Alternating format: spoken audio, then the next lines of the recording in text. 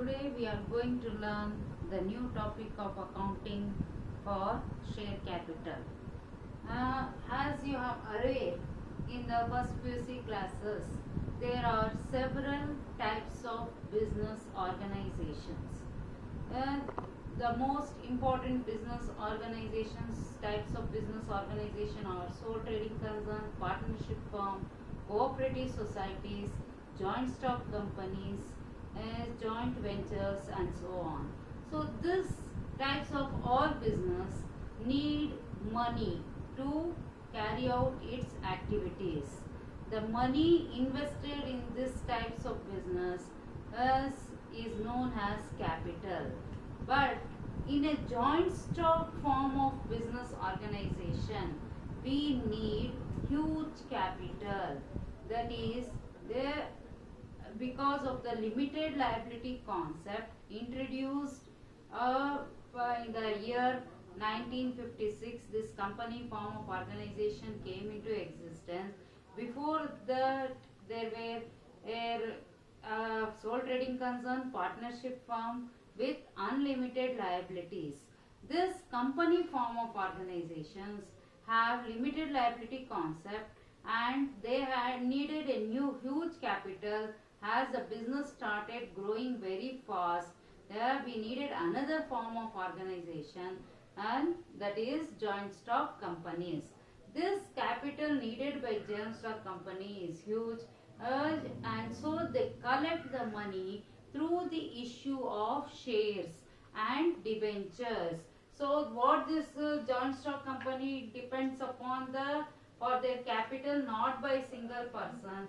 A group of persons has to give the money to the company to start their business activities, and this capital needed is contributed by association of person by issue of shares, and some companies also depends upon issue of debentures.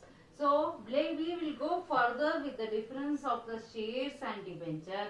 Now we are concentrating on the issue of shares, as when it colors the capital, it is known as share capital. Now this share capital of the company, how it is categorized and the types of share will go later. Before going further, let us recall the meaning of the company and the definition of the company. So let me say you what is a meaning of a company.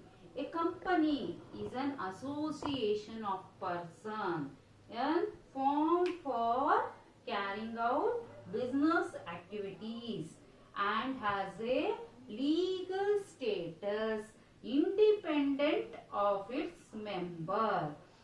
Company form of organization is governed by the Companies Act of 1956. As per the Companies Act of 2013, as per 2013 section 2 clause 20 of Companies Act 2013. A company means is a company incorporated under the Act or any other previous Companies Act. So it includes earlier Act also, and recently what they have amended. According to that, they are telling company means incorporated under, and those terms and conditions the company have to function as given under that Act. On a whole, we can say a company's definition as given by the eminent personality. One of the famous definition is a company is an artificial person and created by law, having a separate legal entity, perpetual succession, and a common seal. So this company, now we have given the definition of the company, and meaning I have told it is an association of person and has a legal status, already I have told you. Now let us come for the various features of the definition only, we can know some of the features looking at the definition itself. One, it is an artificial person. Second, it has a separate legal entity. Whenever it has a separate legal entity different from its member, then it has even a limited liability concept in it. And then perpetual succession, common seal, and other features like the transferability of shares of the company. Yeah, we will go and explain one by one for the features of the company. We already have told you about the definition of the company. Now features of the company as stated. First feature is artificial person. Artificial person, it is known as artificial person because it is created by law. In the law, it is created by virtue of law, and it is not like a natural person. It cannot breathe, eat, take air, breathe air, eat food like a natural person, walk or talk. So this artificial person, and being an artificial person, and company can enter into it the contracts and own property, incur debts, borrow money, enter into contracts, and be sue and sued, but it cannot talk like a natural person. So it is known as an artificial person. As it is independent of its member, the company's property belongs to itself, not to its member. Now comes the next concept is the separate legal entity. The company is business is different from its members. Company is a different and its members are different who contribute money. Its assets and liabilities are separate from those of the owners. It can, so only the members cannot say that the building of Infosys can be used by the all the members who are spread out throughout the world. It belongs to the company itself. It can enter into contract, even open a bank account in its name because of the legal status. Any company, when we go, we say that I have the shares of the Infosys company. We do not say that we have the shares of Narayan Murthy because it is different. Company has a legal status. Now let us come for the next feature of the company, perpetual succession. The company being an artificial person created by law continues to exist irrespective of the changes in its members. In a sole trading, if the owners are in a partnership, if the any of the one partner dies, then the partnership cannot continue. But here, if any member dies also, the company form of business continues for ever.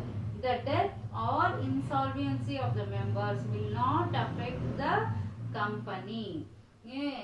Members may come and go, but the company continues forever, and all the transactions of the accounting are written from the view the company runs for a long time. Then comes the common seal.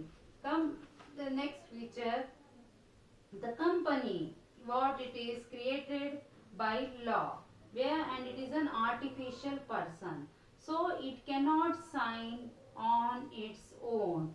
So company has to go for the signature through a common seal. Therefore every company is required to, what they have to do is required to maintain a official signature. Official signature of the company is the common seal. In a common seal, the company name is engraved. What is engraved? Company's name is engraved. This company name engraved will act as a signature of the company, and anybody who wants to enter into contract with the company has to take this common seal as a signature. Any document without the common seal will not be binding on the company. It acts as a evidence for the contract entered. Then comes the next is the limited liability. The liability of the members of the company here is limited, but in a sole trading and partnership it is having unlimited liability. Their personal assets are used to pay the business debt if business assets are not sufficient to pay the creditors. But in this company, only the members are liable to the unpaid amount of the shares held by them. They cannot be asked to contribute more than that. In case of a company is limited by guarantee, the liability of its member is limited to the extent of guarantee given by them in the event of the company being wound up. The next important feature is the transferability of shares. The transferability of shares of a public company are freely transferable, but shares of the private limited company are subjected to restrictions imposed by its article of association. And now let us come, we have analyzed the important features of the company. There are in depth, if you want to go, we can go for the limited liability in depth, but let us, as you are aware of limited liability in the first PUC concept, I have told briefly about what is a limited liability. Okay, your personal assets are not in danger of going. That's all you remember. Now let us come for the various next topic, various kinds of the share capital, and what do you mean by the share capital.